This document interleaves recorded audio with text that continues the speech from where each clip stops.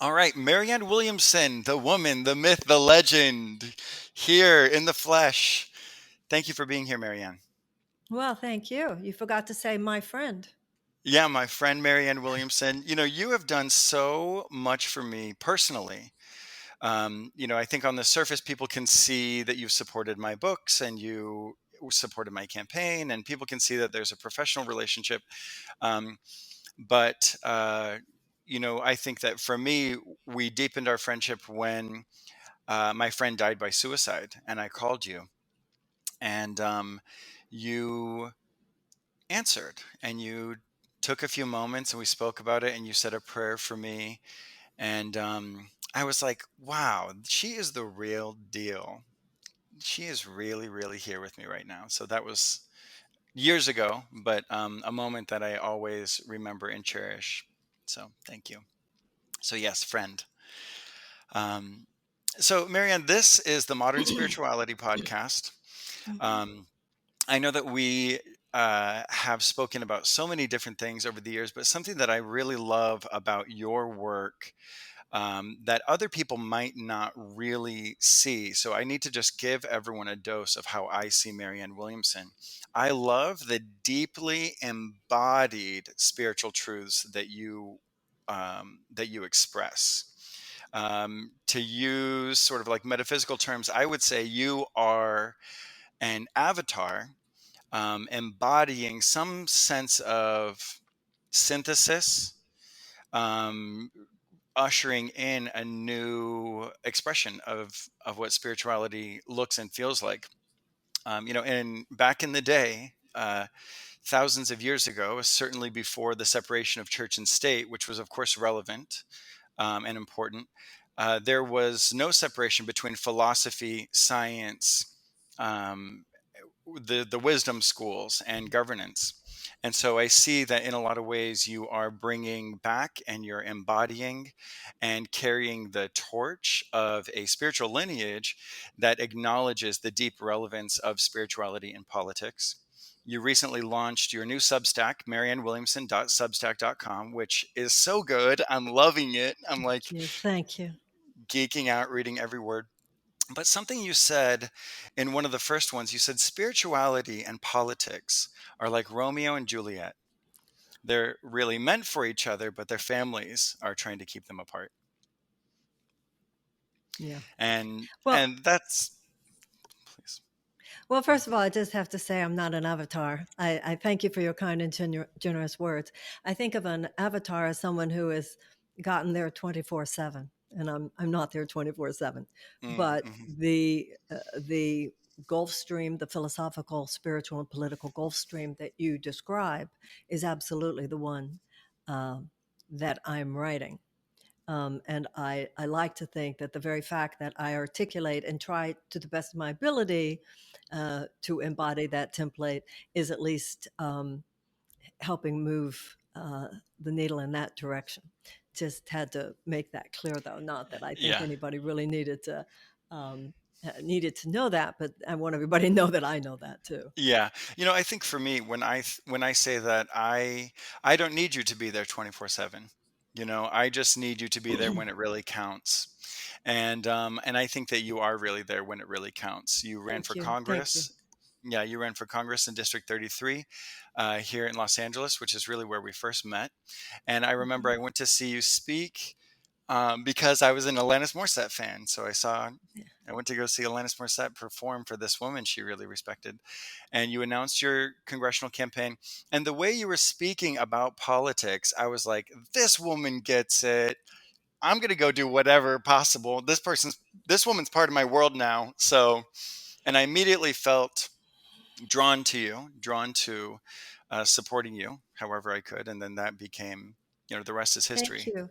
I Mhm. didn't know that was our connection, our initial connection. I hadn't realized it was the marvelous Alanis Morissette performance that night at my announcement. Yeah. What a Yeah, magnificent woman she is. Yeah. yeah, she had posted something on Twitter, and Yeah.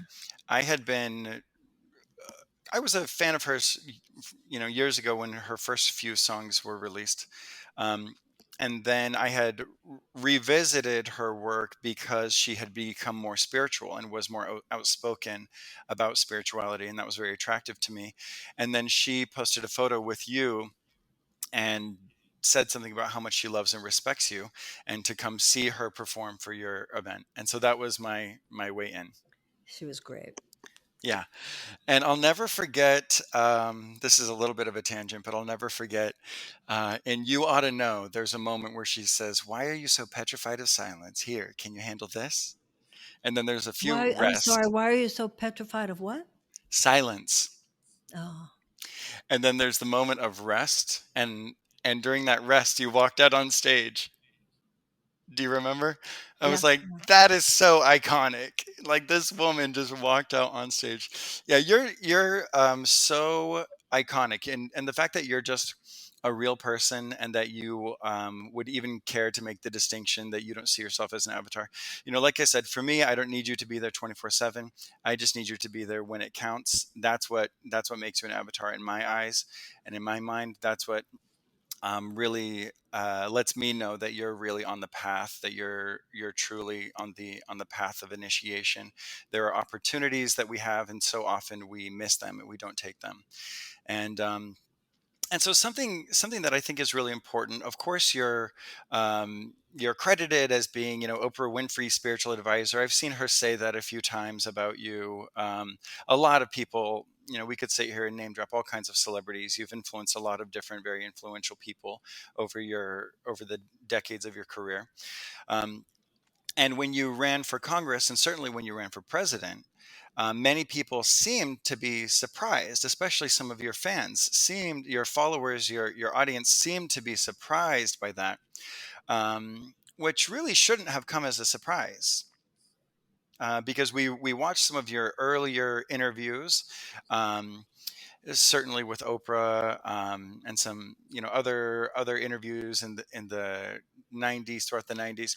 You often discuss politics, and you Yeah, often absolutely. address politics. Yeah. And actually, in one of my favorite of your books, which I believe came out in, I think, 1994, Illuminata, um, you address politics very head on, in a nonpartisan way, from a spiritual perspective.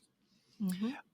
And this has always been one of my favorite books of yours, because something that is so powerful with your work is your prayers that you offer. And Illuminata is sort of a guidebook, almost like a cookbook, a recipe book, or a spell book of all different kinds of prayers for different areas in life, which I've reached for many, many times. But there's one thing in here that relates specifically to the idea of modern spirituality that I wanted to just share for the audience.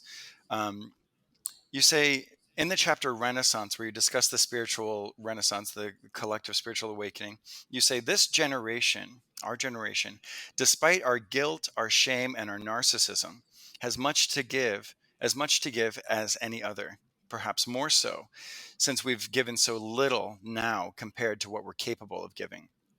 We will do more than move history forward. In fact, we will redefine history. For we will usher in a post historic era, redefining the meaning of time by fundamentally rising above it. We will spiritually mutate in order to save the human race. Um, and I love the way you say that, because it resonates so deeply for me. This spiritual mutation of having been raised in one religion and needing a personal spiritual awakening in order to survive as an individual, in order to get beyond my own addiction or suicidal ideation and things like that. The spiritual mutation had to happen for me in order to even be able to tolerate that which I was actually already experiencing. So I wanted to just invite you to speak to that collective spiritual mutation that you've been teaching about for decades. Well, at this point, unlike when I wrote the book, there is an urgency to it. Um, the way we have treated the earth with so little reverence, with so little deep responsibility and love, has led to what the UN climate report tells us is code red for humanity. The way we have now lost 3 wars in a row, the way the whole world got to see the horrifying despair of thousands of people in Afghanistan who were obviously not taken care of as perhaps they might have been. lays bare for all of us to look at, that our problem solving options regarding military and civilian leadership and war councils leaves much to be desired. The income inequality in the United States, the chronic anxiety and tension on an economic level that is experienced by tens of millions of people. So many of these challenges are happening at the same time with a level of intensity, from climate change to all manner of obvious distress on the systems that we have looked to guide our civilization and basically ground our civilization. People realize now that something fundamental must change. There Hmm. must be a fundamental pattern disruption. And that's why mutation is the correct word. When we were children and we were taught about evolution, we were taught that if a species continues to behave in a way that is maladaptive for its survival, either there will be a mutation and there will be an evolutionary change towards a different direction, or the species will go extinct. We Hmm. need to now leave behind our magical thinking that there's any guarantee to survival of the human race. All you have to do is pick up a newspaper today and with any conscious observation recognize that we are in trouble in ways that the system as it now exists is not able to absorb. Hmm. I see the real avatars. I see the great religious and spiritual figures, whether Jesus, Buddha, Moses, etc., as representative of the spiritual mutation. The Hmm. mutation is an element of the population of a species which displays a different way to behave. And that's what the great avatars, that is what Buddha represents. That is what Jesus represents. Love one another, infinite compassion. And at this point, it is the only survivable option. Now, the Course in Miracles, there's an interesting line, Ben. It says, some people would rather die than change their mind. Hmm. It is Wow. unbelievable given the fact that the code red for humanity is so obvious in terms of the environment that there are people today, senators and House members, who would vote against the bill, the budget bill, that would provide serious efforts to fight climate change. These are Right. people who are literally, for the sake of short term profits for fossil fuel companies, clearly from any rational perspective, they find it, they're more amenable to the destruction of our earth and of our species than they are to the idea that there might even possibly be a diminishment of profits for oil and gas. This is insane. And, Absolutely. Gandhi said the problem with the world is that humanity is not in its right mind. One of my favorite lines in the Course in Miracles where it says, I'll wait for the sirens, Yeah. Thank you. because we're not live, right? We're Right. editing, right? Yeah. Okay. We're recording, editing. Yeah. So when it's a siren, I'll wait. Um, Mhm. oh darn, and now I lost Gandhi. it. Gandhi Yeah, we were talking said, about Gandhi. I know that you man. Oh, uh, one of my "Is not favorite in its lines in the right mind." course. One of my favorite lines in the Course in Miracles is where it says, in the Bible, it says that Adam fell asleep, but nowhere does it say that he woke up. So humanity is asleep to the reality of who we are and why we are here. And in our sleep, we're in nightmare territory. Now, the Course in Miracles says you don't get to go from the nightmare to an awakened state. You go from a nightmare to a happy dream, from a bad dream to a happy dream. And from Mm. there's the mass awakening. The Course in Miracles says there's been no mass awakening. Sorry. The Course in Miracles says that there has been no mass awakening, but clearly it's time for one. And that to me is the difference between the feeling in the air, the zeitgeist of this moment compared to when I wrote that book in 1994. Mhm. Serious people were having the conversation. Now, serious people are saying, "Oh my God, what do I do? You have any ideas?" We cannot continue in the direction we're moving. And that's why, when I was running for president, Ben, I used to say all over the country, I would say to audiences, how many of you have either said or have heard a young person say, I'm not going to have children, not because I normally wouldn't, but because I'm afraid to bring them into the world at this Mhm. time, given future probabilities. Mm-hmm. And the number of hands that would go up everywhere. And then I would ask people to look around the room, said, look at all these raised hands. This is not normal. Right. This This is is not something normal. That's something that's so interesting because you mentioned evolutionary biology earlier. And from an evolutionary biology perspective, a species who perceives their environment to be safe will reproduce. A species that perceives their environment to be hostile will evolve. So it Or, validates. or, or stop procreating and just shut the whole thing down. Right, I mean, some species do not evolve. They go right, extinct. If right. you read books like *Sapiens*, it's Hmm. interesting when you read, going back thousands and thousands and thousands and thousands of years, we were just one species out of many. We were not always the top dog. Hmm. And, it's interesting to me, Ben, because so many people in the transformational community are quite sophisticated for unfortunate reasons, but quite sophisticated about drugs and alcohol. Right. We have all lived to see enough people, and some people in this community have experienced enough to know, in terms of their own addiction, that there's a limit past which the Course in Miracles would say there's a limit past which the Son of God cannot miscreate. If you're an alcoholic and it goes too far, you could kill yourself. If you're a Right. drug addict and it goes too far, you could kill yourself. And Right. that's why people who love the addict or the alcoholic often stage an intervention. We Hmm. need to stage an intervention now, Hmm. because Oh. we are addicted to war. We are addicted to violence. We are addicted to so many maladaptive behavioral patterns. And Hmm. so many of us in our own individual lives have recognized this about ourselves and have worked on ourselves and are working on ourselves. And now we're going to have to work on the whole uh, planet. I was mentioning to someone the other day, if you were to say to me, who are the five kindest, most loving people you've ever known? One of them was a woman who died on one of the planes on 9/11. So the fact that she was so individually enlightened, beautiful, sweet, kind, she still reaped what was a collective karma. None of us now can wall ourselves off. None of us can buffer ourselves from the result of the larger dysfunctions of the society.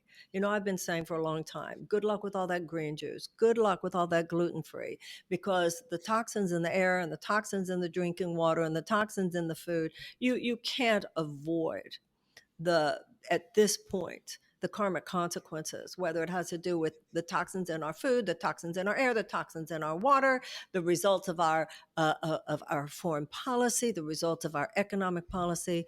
I don't care how rich you are. I mean, it's not an accident that the richest among us just want to get off the planet.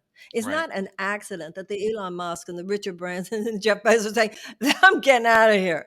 I mean, if that's not a perfect metaphor, I don't know what is. And Right.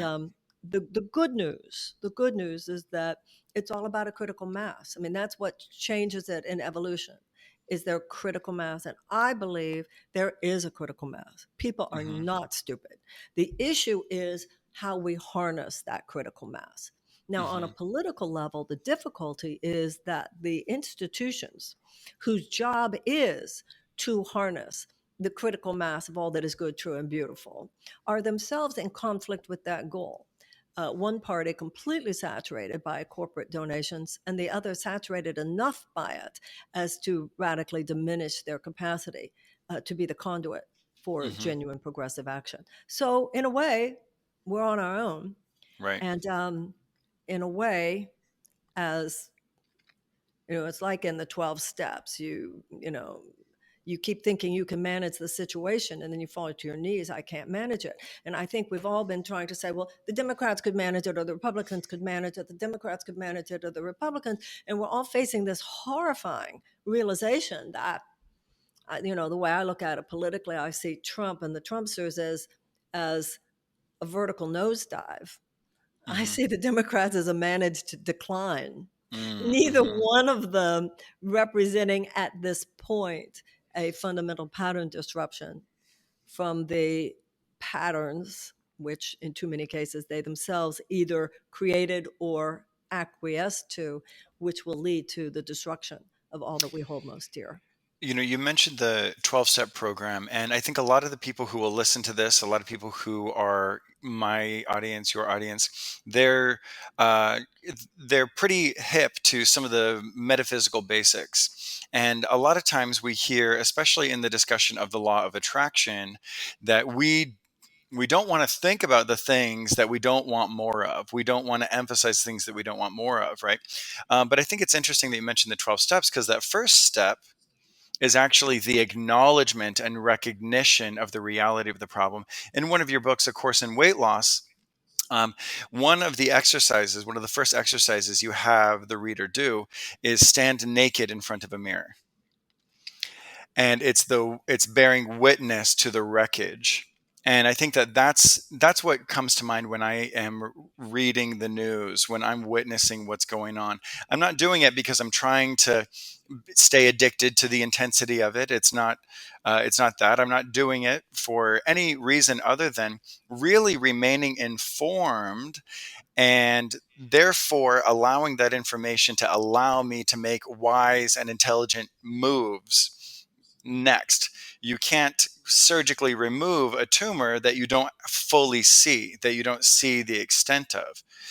So this idea of being willing, even though, yes, we're spiritual people, yes, there's this component of the law of attraction and attracting good things and manifesting something larger and something better and something beautiful, but not without fully witnessing and recognizing that the house is burning down. One quote that I love, I often share from you: "It's not negative to yell fire if the house is indeed on fire." Well, this idea that you don't look at something because it's negative, and so if you look at it, it might expand, is such a misapplication of spiritual principle. Some things are made more negative because you don't look at them. Can Yes, you imagine going to your doctor and the doctor says, well, you have stage 1 cancer, but let's not look at it. Let's not focus on it because it might grow. No, you better focus on it so that it might not grow. That's like saying right, a little abuse in a marriage doesn't matter, but it's just a little bit. Let's not focus on it. And that's, right. I love how in the Course in Miracles it says, I cannot take from you what you will not give to me. You have to bring the darkness to the light. The Course says you can't bring the light to the darkness. And that's where you get a lot of this faux spirituality. Nothing's wrong, nothing's wrong. When in fact, we have to bring the darkness to the light. That's also Hmm. the difference between positive denial and negative denial. When you say, I'm not going to look at something because it's just it's toxic, so let's not look at it and give it attention. That's negative denial. That's not transcendence. The doctor Mm-hmm. doesn't turn away from the wound. The doctor doesn't say, "Ugh, that looks icky. Your elbow, ugh, all that blood. Let's look at your knee instead." I mean, we're Hmm. here to be the healers. You can't heal the wound you don't look at, much as you were just saying. Now, there is also the use of positive denial, and that's that you look straight at it and you deny its power over you. That's Mm. when enough of us look at rising authoritarianism, systemic racism, all the various things we have to worry about right now, look them straight in the eye and say, I deny your power. I deny you the ability to go 1 foot forward because we're here and we won't stand for it. Hmm. That is power. Right. I love that. And another thing that you have said is you want to find your voice, you want to find your power, discover your power, use it on behalf of someone else. Um, Exactly. Something that, being raised Christian, uh, there was something that also resonated that you said. You said, Jesus didn't come to earth to tell us to love ourselves. Jesus Enough came. with this. Love yourself. Love yourself. Can you imagine? Can you? Jesus did that exactly. Love each other. Just love Right, yourself. Love yourself. Love yourself. right. You can't love yourself if you don't love others because, let me go, Hmm. the siren. You can't essentially love yourself without loving others because yourself is everyone. That's where you find yourself through your Hmm. realization that there is no separation between you and others. Hmm. And Now, so, some people yell and call that codependency. That's not codependency, that's enlightenment. so there's something, I want to take this sort of like metaphysical for 1 second. And there's this, the, We've pretty they, much been taking in metaphysical since the beginning of the podcast, but that's fine with me. Yeah, so the idea, I mean, I think that the audience that will hear this, the people who are within the sound of my voice now and whenever they hear this, they're metaphysical practitioners to one extent or another. And the law we hear about, the highest metaphysical law, so to speak, is the law that all is one, that all is interconnected, that when we're looking into the eyes of each other, we're looking into a mirror. There's this great teaching in the doctrine of avatars and the continuity of revelation that at points throughout human history, at crucial crisis points, that there are people who incarnate like Christ, like Buddha, these divine children of God who manifest and embody within themselves these higher principles to sort of, to use your words, embody that mutation, that spiritual mutation necessary. The one great agreement that so many of the world traditions have is this notion of the coming one. For the Jewish tradition, it's the arrival of the Messiah. For Christians, it's the return of the Christ. For Buddhists, it's the incarnation of the final Buddha, Maitreya. Hinduism, it's the Kalki avatar. We could go on. And from a metaphysical perspective, this law of oneness, it means something really interesting, especially as it's said in A Course in Miracles. He will return when he's witnessed. So when That's we, what the Course in Yeah, that's what the Course in Miracles says. When he returns, and then it puts in parentheses, when he shall be perceived again. there He we go. never left. The Christ was created by God. The Course in Miracles says, whatever God creates cannot be uncreated. The Christ is in all of us. It is unseen, much as you just said, it is not borne witness to. And Hmm. it is a collective experience. It is the realization on the part of all of us, or certainly enough of us, that, as you said, when we look into the eyes of the other, we are Hmm. looking into a mirror. And as Jesus himself said biblically, whatever you've done unto the least of these, my brethren, you have done it unto me. So that is, I think, one of the most crucial things that comes into play when we start thinking about politics. I ran for office here in Venice, California. One of the biggest issues we had here was the unhoused, the issue of the unhoused. So many people uh, were making a really big deal about how, we pay high rent here. Why do they get to live here for free?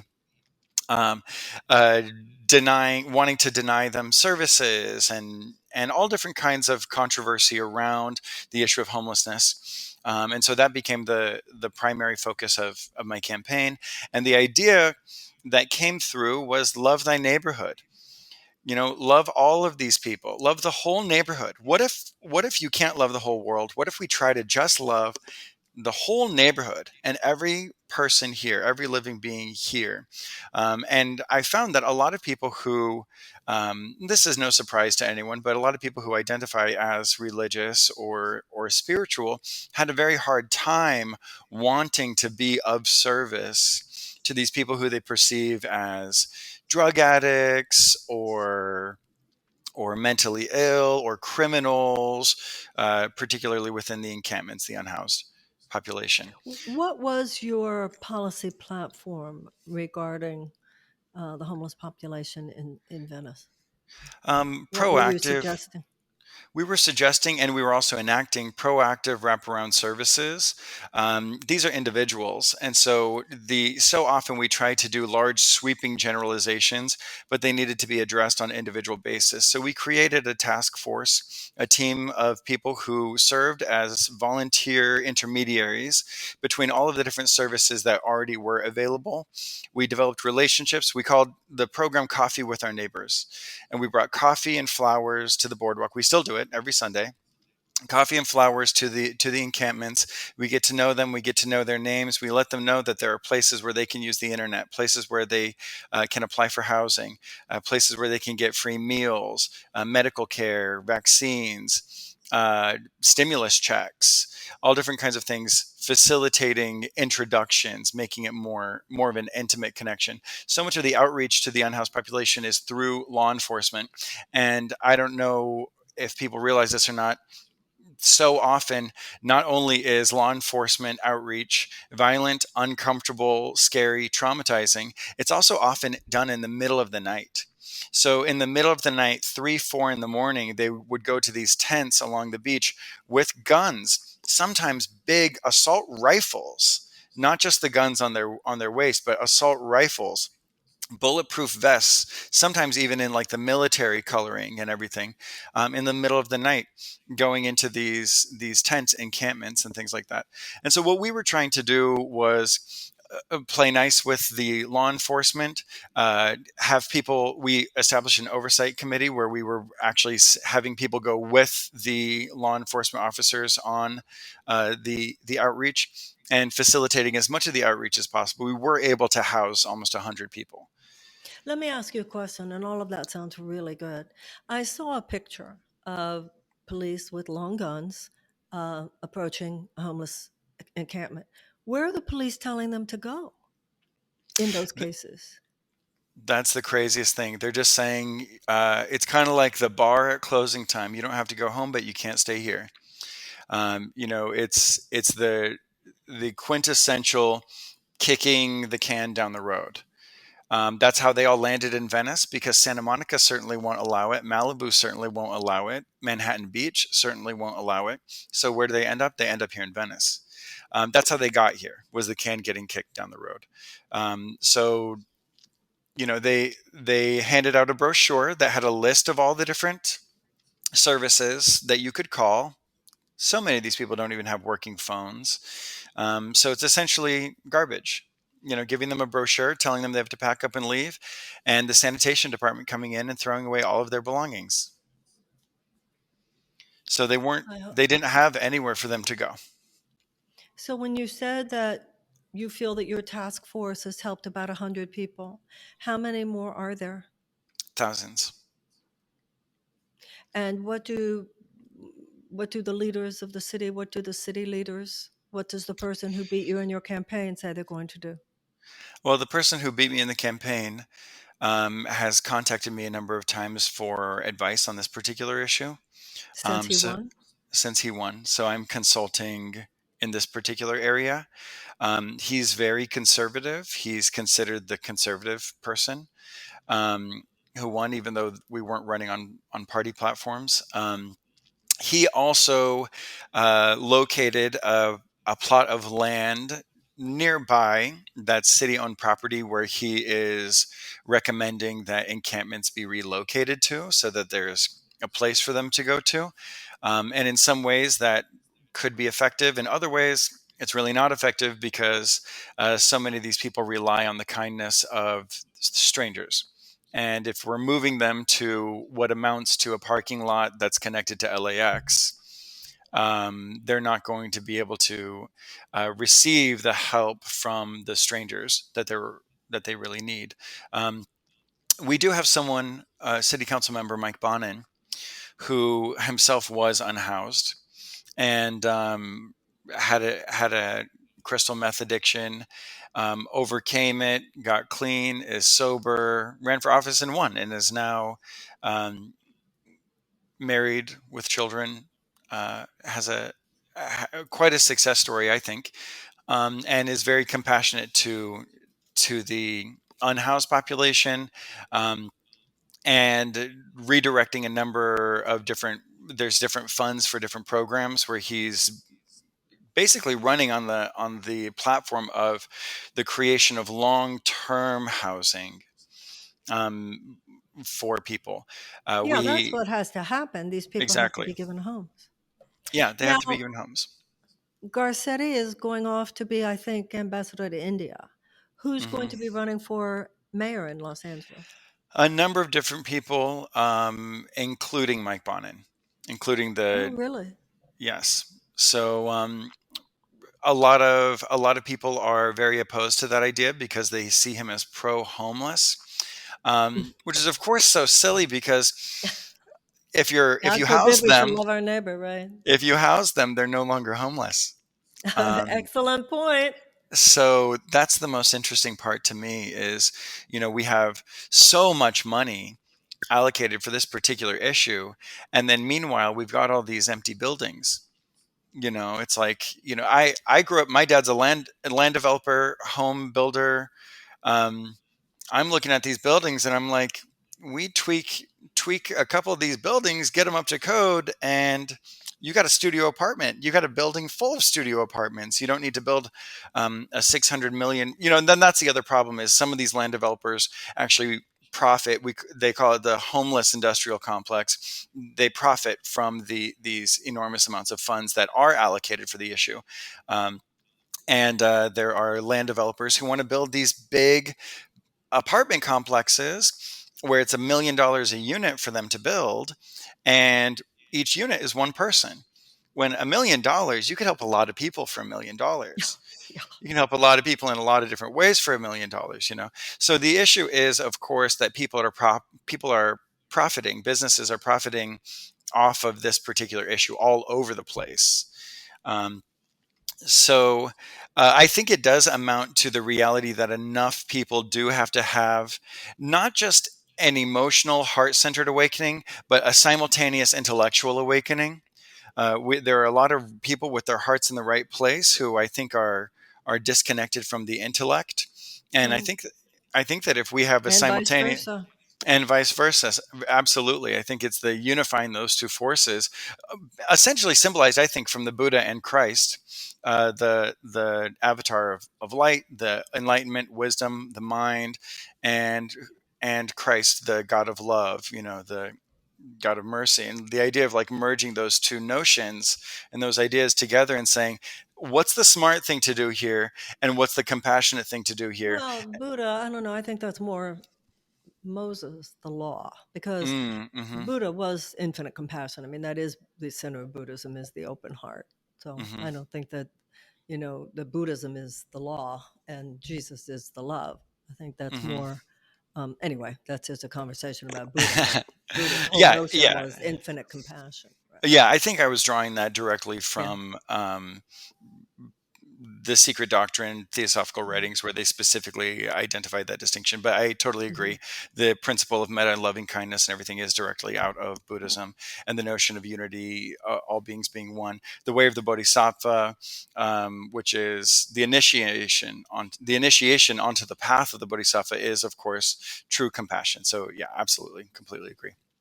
Um, but yeah, this idea of both the knowledge and intelligence paired with compassion and the open heart.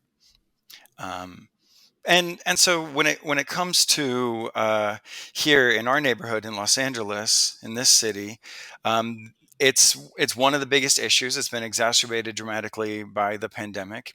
Um, there are evictions. People are, we hear in the news these ideas of like eviction moratoriums and stuff like that. That's nice. So many of these people are still getting evicted. I don't know. I personally know people, especially through the outreach, who were like, uh, that moratorium didn't apply to me, didn't apply to my building. People lost their jobs, and then shortly thereafter they lost their homes. you know so I do see this need for the spiritual renaissance or the awakening to find its way into politics. And like you said, there's an Well, it is incredible finding its urgency. way. It is finding its way in, Mhm, for instance, the things that you just said. I mean, how can we talk about being more, compassionate and having more loving kindness, but then ignoring the homeless person down the street? I mean, that's really the whole point here is that mhm, a spirituality that tries to take a pass on addressing the suffering of other sentient beings is a faux spirituality. And you mhm, get a lot of that over the last few years once capitalism got its hands on it. And it became just another capitalist enterprise in too many cases, where it was about, as you said earlier, making your own dreams come true. That's right, not, Buddha, Muhammad, Moses, Jesus, none of them are just, you can make your dreams come true. I mean, that's like a right, TV show. That's not a deep religious or spiritual tradition. That right. came from people who were, you know, Well, That's not what the spiritual journey is. It does so happen that your dreams do come true, but it's almost like your dreams coming true is the natural consequence of your inhabiting the space of the truth of who you are. The truth of who you are being that expanded love for all beings. Now, when we stand in that space of love for all human beings, make our decisions from that place. It's like yoga, finding the correct position. It's just like you find the correct position in the asanas in yoga, you find the correct position in your mind. Now, when you're doing yoga, it's good for your body. It actually promotes the health of the body because when you practice those positions, it actually stimulates the organs into their right functioning. When mm-hmm, we're in the right attitude of love, then all aspects of ourself function in a way that promotes more abundance. It puts us in a place where we are more likely to attract opportunities, personal opportunities, professional opportunities, economic opportunities, psychological and emotional opportunities. There is a universe of perfection, whether you call it the mind of God or not, in which the happiness of all living things is already coded. Just as the acorn is already coded to become the oak tree, the embryo is coded to become the baby. We are, in essence, coded to become the highest embodiment of love. And within that place, that is our highest creativity, that is our highest productivity, and it is our highest probability for attracting everything that is abundant, loving, peaceful, and happy in our experience. The problem we have, and I think if there's any religion that we could lay this on the feet of, it would be Christianity. This mm-hmm, notion, this thought form that to serve God is personal sacrifice. You shouldn't be worrying about your own dreams. You should serve God, and that it shouldn't matter that you were willing to ask to sacrifice your personal dreams. What the mm-hmm, Course in Miracles and other religions would say is no, when you serve God, that's serving love. That's when all your dreams come true. That there mm-hmm, is no conflict mm-hmm, between serving God, that serving between serving God and having the quote unquote life of your dreams. That's the right. key to having the life of your dreams. Hmm. But Well, it's interesting because there that is that thought illusion is, at the beginning. At the beginning of it, it's like right there in this moment. If I, especially in this whole vision board reality where everyone's got like a collage board of like all the things they want to have, do, or experience or become, and it's interesting because when we, it seems like it's a sacrifice, like you're saying, like in I think like typical modern Christian perspective, it seems like, well, I'm supposed to sacrifice what I want for God to go serve God. I'm supposed to basically the renunciation moment. um, and so it's trusting. I think you address this in a couple of your books, but especially Law of Divine Compensation. It's trusting that even if I don't get this now, if I'm doing the right thing and I'm in my heart, I get something, I get the same or better. well, you used the word renunciation. The word sacrifice is different than the word renunciation. Sacrifice is I give up my good. Hmm. Renunciation means I forego the lower in order to achieve the higher. So Absolutely. it might be that I don't get the temporary goods, but once I know how the universe metaphysically operates, when I quote unquote sacrifice the temporary prize, I really know it's no sacrifice. Yes. I actually know that the real sacrifice would be allowing my self will to guide me into thought or behavior that's going to give me only a temporary win, but which is bound to ultimately lead to complete undermining and sabotage of my good because it's not in alignment with the love of the universe. I love that. So, There's something I wanted to read. There's a book called An American Covenant by Lucille Scott, and you're one of five women uh, outlined and covered in this book who have merged to an extent, to varying different extents and in different ways, spirituality and politics. And I want to read just part of what it says about you in this one, because it speaks to exactly what you're addressing now. Marianne helped usher in the mainstreaming of the New Age. Women comprised roughly 75% of this new market, and Marianne was emerging as its Warren Buffett. But unlike other top selling self help authors, Marianne Williamson did not just talk of higher consciousness and personal healing as vehicles to manifesting your dreams like a new Mercedes. She talked of higher consciousness and personal healing as vehicles to defeating the fear based powers that be and transforming the world. So you were known, even from the beginning of your career, uh, to direct the inner healing, the personal healing, and the personal spiritual work to the collective. You were always Well, known for that. when my career began, this BS about make your own dreams come true hadn't even arrived yet. Mm, hmm. That whole "you can manifest your dreams" thing hadn't even arrived yet. Like I said, that's what happened when capitalism got its hooks into this. That didn't even wasn't even there. And very early in my career, remember I started lecturing in 1983 in Hmm. Los Angeles, and by the mid 80s, AIDS had burst onto the scene. So in my career, the serious issues of life and death and people who are suffering was front and center from the beginning. Nobody had any time for that ridiculous, absurd stuff about how can I get what I want. So I feel fortunate that that came a little bit later, and I was like, you got to be kidding me. But the Mm, original work, when you look at myself, when you look at who was there, Deepak, James Redfield, Gene Houston, Gary Zukov, even Neil Donald Walsh, that was the original sort of generation of us that came in with the second wave. mm, hmm. Um, so, anytime you have the mainstreaming and the popularization of something, there's some good that comes with that. Don't get Right. me wrong. And also the But there has corruption. also been a shadow side. And so this whole idea that you can make your dreams come true, that in the Course in Miracles is the distinction between magic and miracles. Right. So when you were Mm, talking about the vision board and all of that, so magic is when you say you use God as your errand boy. hmm. God, I want this kind of apartment. I want it to be on the beach. I think I want it to be in Santa Monica. And I want this many zeros. I want a job that will bring me between 150 and 200,000 the first year. And I want a partner that looks like, and you get very specific. That's magic. Hmm. Hmm. And by the way, I'm not even saying that it doesn't work to some extent, but Hmm. it's not the spiritual mountaintop. So let's not call it the spiritual mountaintop. The Right. spiritual mountaintop is not the magical but the miraculous. The miraculous is where you say, God, how can I serve you?